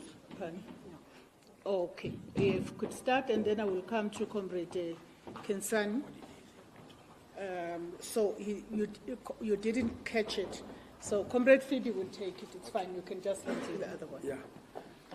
Yeah. Thank you very much. You know, this story of NHI is really puzzling me. I want to remind you, even though you were all there, of the statement made by the President when he opened Parliament, this very GNU Parliament, on the 18th of July, 2024. And I'm quoting, open quotes, an important task of the next 5 years is to ensure that we reduce the high cost of living through ensuring that everyone in South Africa has equal access to equitable, accessible, and affordable quality health care. Goes on to say, as we implement the National Health Insurance, we'll focus on strengthening healthcare infrastructure, improving training of healthcare personnel, and using technology to improve healthcare management. I won't read the rest, but this is what the President said. I don't remember anybody, including the DA, objecting to this statement. Now, when we implement this statement, then they start and say it's foul play or something like that. On this issue of strengthening healthcare infrastructure, we have been in discussions with Treasury, and we are expecting something to be said about the budget of improving healthcare infrastructure. Every day we are being attacked of public healthcare infrastructure not being strong, private being strong with all equipment, which is true. And I said many times, it's because they are getting a lot of funding from PIC. So we have been sitting with Treasury. Even last year we sat with them to discuss why is it not possible for us to get money from PIC to massively improve healthcare infrastructure and equipment. And we are insisting that that must happen. We even had a meeting 2 weeks ago with the President and the Minister of Finance to discuss this issue. Public health care also needs good health care infrastructure. And we will be very disappointed, frankly speaking, if when the budget is read, nothing is said absolutely about this thing. But money keeps on going to private healthcare sector. The second area which the President said, improving training of healthcare personnel and using technology to improve healthcare management. We can't retract. This technology is already there. It has to be budgeted for. We have already started. This we mentioned 10 years ago, not now, that we need what we call one healthcare technology for both public and private, so that maybe I must explain what it means. At the present moment in South Africa, when you go to see a health worker, whether in a clinic, whether in a public hospital, whether in a private, whether a specialist, you can do so and see 10 of them without them knowing. Meaning you can move to a private hospital today, they give you medication and do investigation. Tomorrow you can go to a public hospital and start afresh and get the same thing. The other day you go to a GP. You can do that today in South Africa, and it has been a problem. And so we said we need healthcare technology. Now, in the past, that healthcare technology was provided by IT companies as a form of a tender, and it was causing us problems. We then said we need our own homemade, and we went to CSIR. CSIR took 8 years to come up with this type of health information system. Now we've got it. And we said we want it in preparation for NHI. We have got it. We piloted it in the Tabeng, in the Free State. We even piloted it with GPs who are in private practice so that they also can have it. It's interoperable. We are now rolling it out. It needs a budget. And anybody who says no, there's going to be no, they don't want to support any budget and all that. They want us to actually stop running the healthcare system. The last, which maybe they may call NHI, we did not ask, and I must explain this, we did not ask for any other budget for NHI because we are not yet at the level of implementing on the budget side. Where we are in the MTDP is to establish structures, the boards that are wanted, the committees that are wanted. That's what we'll be doing. Because at the moment, we have just finalized the regulations. I understand that Steenhuisen complained that, no, this minister is talking about regulations. Of course, we finalized them. And we did not do it unilaterally. In health, we've got a statutory structure, which is called NHC. Other government departments, they've got something called a MINMEC, which we know about. There's no MINMEC in health. We've got an NHC because it's statutory. Other MINMECs are just coordinating bodies. Ours is statutory, is recognized by law, National Health Act 2003, and there's a reason. Other MINMECs have got only two spheres of government, mostly national and provincial. In health, it's all spheres. It's the minister who's chairing, all the MECs sit there. The Surgeon General of South African Military Health Services has got a seat there, and SALGA, precisely because some metros run their own clinics. When that structure sits, it's called National Health Council, and it's statutory power recognized by the courts. There are situations where we lost cases in court because the court will say you did not go to the NHC. So we developed regulations on NHI. On the 29th of November, we went to that NHC. We presented all of it, the regulations, and they are all about governance and structures. And the NHC passed them. The only reason that we did not gazette them and take them out to the public is because of the issues of translation, because the laws force us that you can't just publish regulations or laws in English, you need to translate. When we finish, we're going to gazette them, and members of the public will participate on them.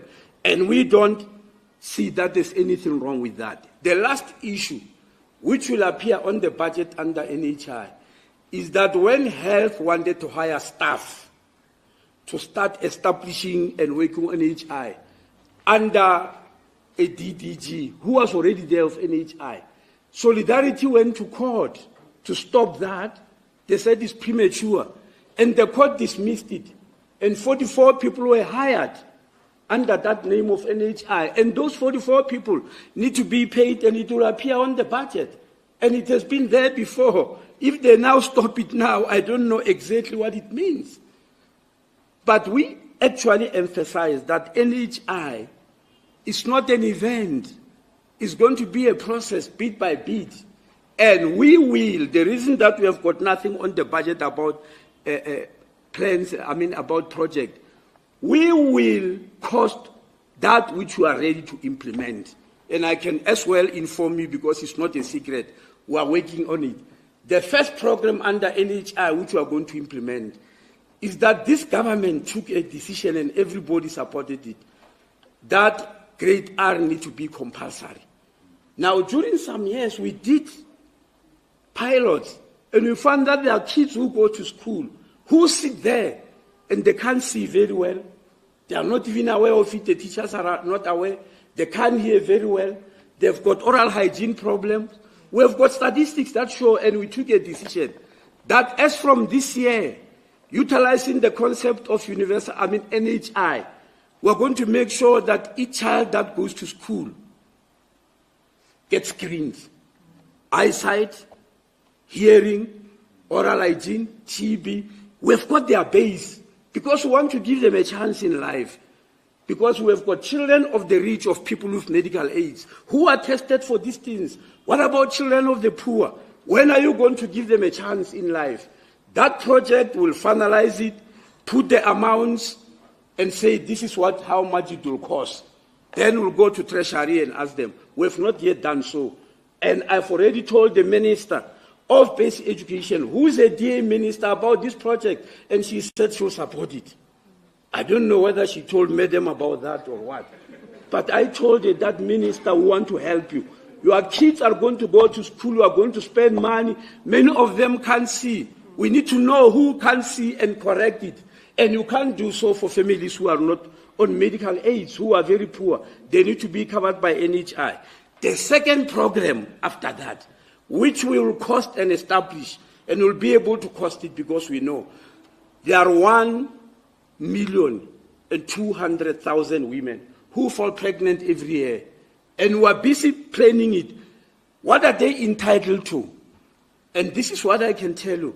We want every pregnant woman, regardless of their socio-economic status, to see a doctor, a GP, at least 4 times during the course of that pregnancy.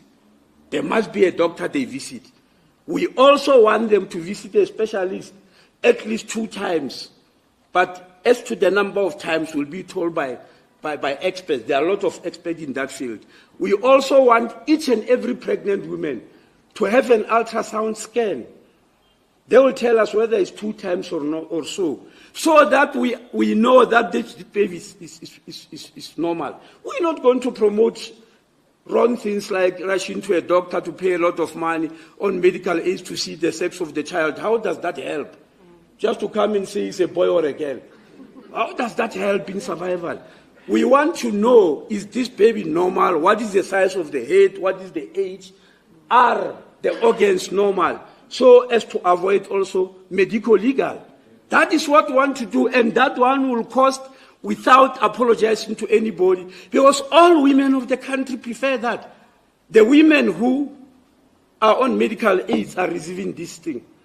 And how many of them? With all the money I've mentioned, 140,000. Only 140,000 out of 1.2 million women receive this type of treatment where they go to specialists, they are scanned and all that. What about the 1,060,000 women? Don't they belong to South Africa? They surely belong. And we are not going to make sure that it's one of the most important programs in NHI, because people don't understand what NHI is all about. So we are moving on. If the judges come and tell us that you are wrong, then because we are a law-abiding citizen, we'll be disappointed, but we'll listen.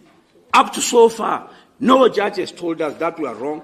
There are 3 cases in court, one by Solidarity, one by BHF, the Board of Healthcare Funders, and the other by specialists. Today, we hear that HASA has joined. We've been expecting it. HASA is an association of private hospitals. They have joined. We wrote affidavits to the court, and we are waiting. Lastly, last year, Solidarity threatened us that if we don't write affidavits to court, they will go to the judge and force him to hear a case without us. That was in October last year. But we asked the judge to give us a chance and he understood, he was reasonable, because we said we are still developing affidavit. And we wrote a 216-page affidavit. We submitted it on the 27th of November. The solidarity which was in a hurry, when we say we are ready now, here's our affidavit, they went to court and they say they are asking to be given up to the end of February to respond to it. So we're still waiting, it's not us. They didn't respond immediately. Well, last year they wanted to rush to court. They said, no, give us up to the end of February. We're still waiting. And after February, when they respond, we'll be forced to respond back. We'll decide at that time how much we are asking from the court. Now, we can't say NHI must wait for all those processes. We don't know where they will end. Thank you very much.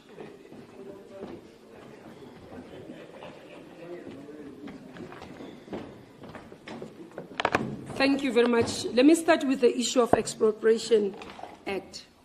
I do hope that the Minister for Public Works and Infrastructure understand the constitutional obligations on him, because any citizen can take him to court for refusing to implement an act of the Republic, and we can call for personal costs. There's been actually precedence in that regard. I just thought, let me start there. The issue of expropriation, saying that is unconstitutional, I don't think it's true, because firstly, when you look at the Act, I listened to what they were saying in public. Yes, we'll definitely have to defend the state, should DA decide. But they were basing it on process, which is not even based on how many provinces voted and which ones didn't vote. And they looked at that this province didn't vote, therefore it has more population. So you're almost saying certain provinces are more important than Council of Provinces is different. So we followed that and we continue to follow. Let me just quote one clause in the Constitution in Section 25, subsection 8. No provision, it's relating to property rights and act, and this extends to land. It says no provision of this section may impede the state from taking legislative and other measures to achieve land, water, and related reform in order to redress the results of past racial discrimination, provided that any departure from the provision of this section is in accordance with the provision of subsection 36(1). So the basis of Expropriation Act is law. So it's the Constitution. Their papers, when they serve, will analyze and respond, but where I'm sitting, there isn't a basis for that. The second issue around conflict between, or assumed conflict between Advocate Batoy and Advocate Chauke. I'm not aware of any conflict between the two of them. What I know is that it's a letter that is written by Advocate Chauke that raises concern how civil society addressed him in a meeting. Not that Batoy addressed him wrongly. It's civil society, and he felt that as my boss, you should have reacted. It's like you insulting me here, and then Comrade Balula doesn't pick up. And then tomorrow I say, but Comrade Balula, you should have defended me against Mawande. It's that nature. So there isn't any conflict in my portfolio. Thank you. Sorry, just about the online question about immigration and marriage, whether we should have stronger law for it. Under the previous Minister of Home Affairs, the white paper on immigration, citizenship and refugees are before Parliament at the moment. And what the real objective of this white paper is, and it will be followed by a law, is to ensure that we integrate our those three aspects of our approach towards citizenship. Because at the moment they tend to be in different pieces of legislation, and the white paper and the law will bring them together. And the reason for this is that of course over the last 30 years we've had levels of immigration that we didn't anticipate when the first white paper was, or the legislation on immigration was established in, I think, 1996, 1997, and therefore there was a need for review. It was done under the previous administration, and that resulted into the white paper, and of course the bill that will then go to Parliament once Cabinet approves it. And the reason for integrating the three issues is exactly why, the example that the listener was using about marriage. So a South African get married to a foreigner and it's not a real marriage. You just want to give the person citizenship. And this is why you need to integrate your entire approach towards citizenship, towards refugees, as well as towards immigration. And that's really what it's aimed to do. The Parliamentary Committee, Portfolio Committee on Home Affairs from the 11th of February, if I recall correctly, will start public hearings on the white paper. And hopefully the media will play a role to publicize what are the issues so that South Africans can also understand that. Of course, we will do our role as political parties. The ANC has made a submission supporting the process and the need for this review, as well as new integrative legislation. So hopefully that we will have a much tighter system to address this matter going forward. Thanks. Thank you very much for the questions. Lunga, we don't comment on people who come. Okay. I don't think there's anything to comment about in terms of people who get arrested and so on. So there's no comment with regard to that. And I don't think even the minister can comment about it. Ubanji. So that's it.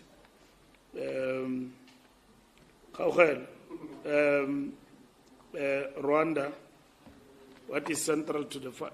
I think we've explained. I mean, the question of Rwanda. We're not going to say to you that Rwanda is a problem. Whoever is a problem and so on. We are undertaking a mission of peace, and for what has happened, we defer to government to lead. Because we may say things here and mess up things. So we have supported the mission of Eastern DRC, and the tragedy that has befell us in terms of our soldiers is very painful to us. And our government must do everything in its power to ensure the safety of our soldiers.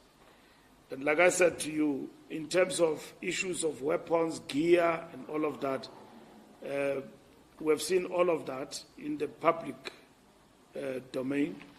And we have explained to you that the Minister and the Defence Force will have a press conference tomorrow and address all those issues. In terms of, is it true and all of that, that these things that have been raised.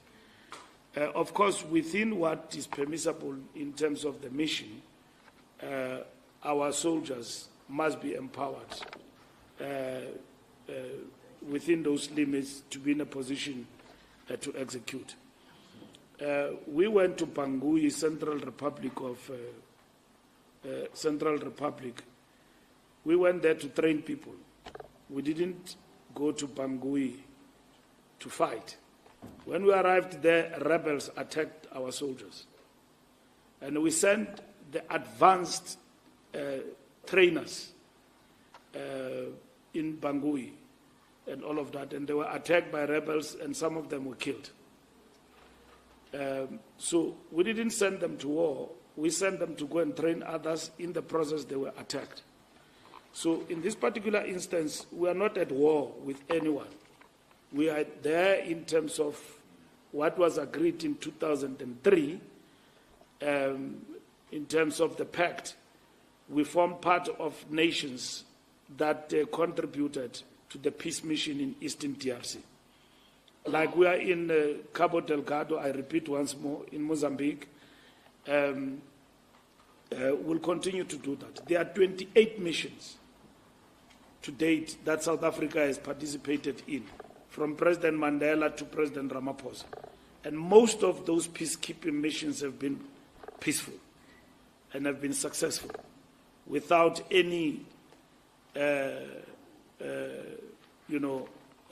injuries and all of that to our soldiers. It's only now and Bangui that we have seen this. So we really are with the families that have lost their loved ones, and the military people and the defense force must clarify the questions in relation to the rumors that are making rounds in our country, because fake news catch, like wildfire. So in no time, what is fake is a reality, only to find that it's not the truth. I've equally seen an account of soldiers in relation to the white flag. But I can't stand here and explain to you. But it's already news that our soldiers have surrendered. They've surrendered. They are running away. They've been in the DRC without food and ammunition and all of that. You see a flag posted by somebody through social media. You don't know the background of that. And then already there is a formulation out of it that our soldiers have surrendered. And the account on the ground from the soldiers and the commanders there is different. So I can't sit here and explain that to you. The Minister of Defense and the commanders and the generals will explain that to the South African media. But our soldiers have been brave, participating in a Pan-African mission to bring about peace.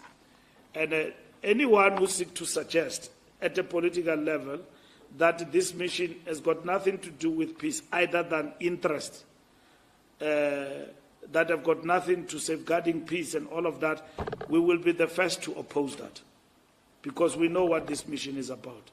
It didn't start today. It started way back in 2003. Successive administrations inherited this up until today.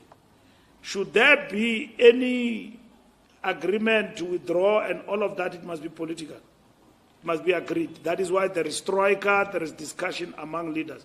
We must not be irresponsible, because we will not be trusted by other nations in the region and in the African continent. What has happened there has actually happened, and we believe that our government must handle that situation and give full account, which they will do.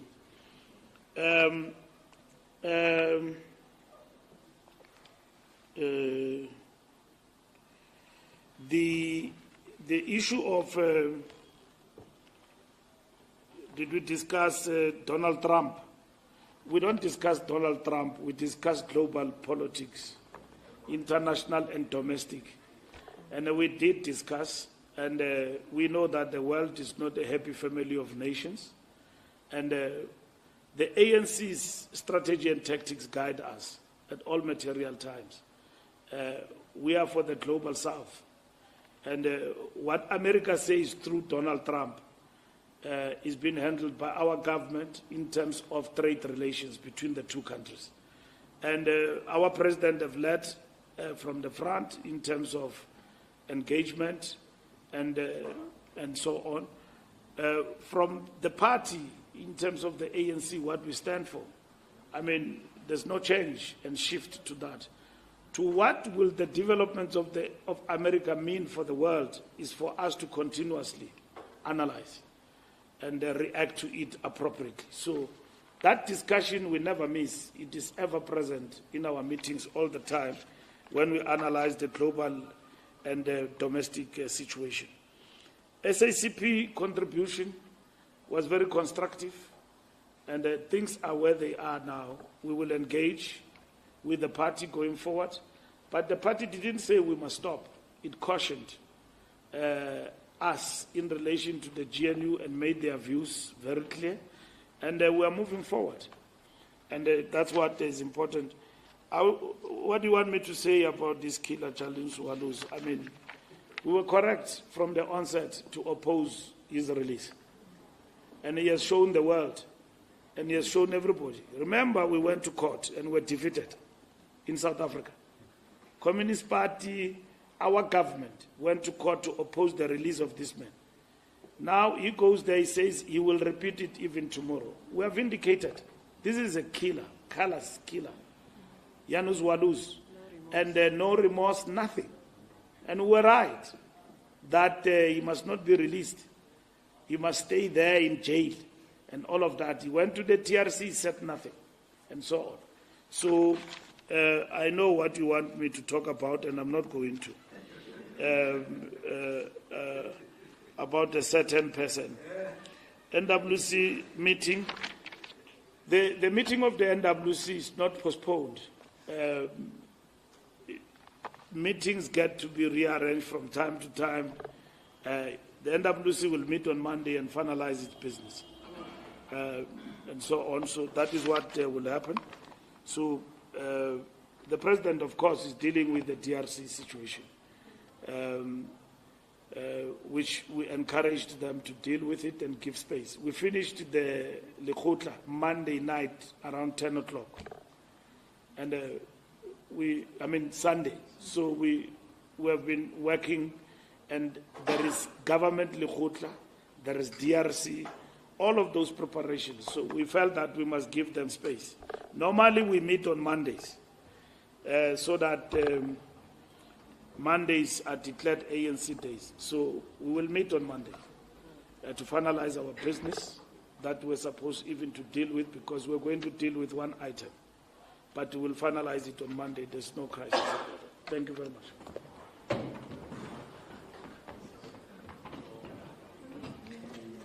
Thank you very much, SG. I have to say this was a marathon run.